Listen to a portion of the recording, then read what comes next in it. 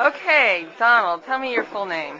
Donald Smythe Foley, And you are a member at, the Salem Community Association of the Washington Metropolitan Area, and a you non-profit. and you came tonight because you're a member of this church, right? Yes. Which church is this? It's, Bethel World Outreach Ministries International. And you were explaining to the full group why you came tonight in particular and how it relates to your work with this other Sierra Leone organizations and people. Definitely, we've just got off the ground. We finally got a 501c, and we're looking for startup money to have a small office, a secretary, and the usual to start up the organization so we can build it. We hope eventually to have a community center where Sierra Leoneans can come and find help with education, adult education, help with the children that they can live when they go to work, and the usual that they need, and that's our ultimate goal. And we comprise Northern Virginia, Washington area, DC, and Maryland.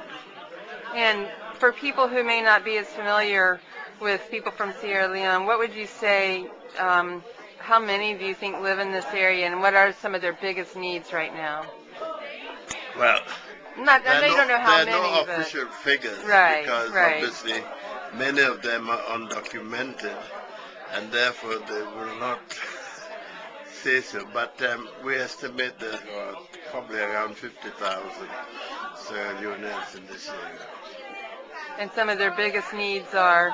Well, one of the biggest needs obviously is jobs, especially since they lost TPS.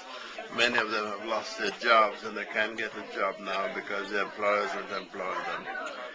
And then next is health care. Many of them have no health insurance because they have no jobs. And then there's some, surprisingly, those who came here legally. I was surprised to find that many of them were semi-literate, and we need to have adult literacy classes to help them become more literate and integrate into the society better.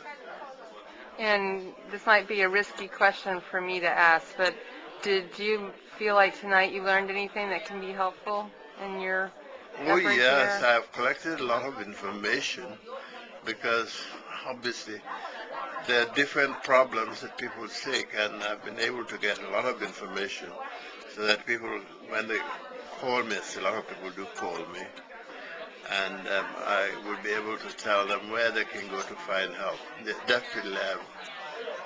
Tonight was a great night. Much better prepared to help my community and anybody who needs help.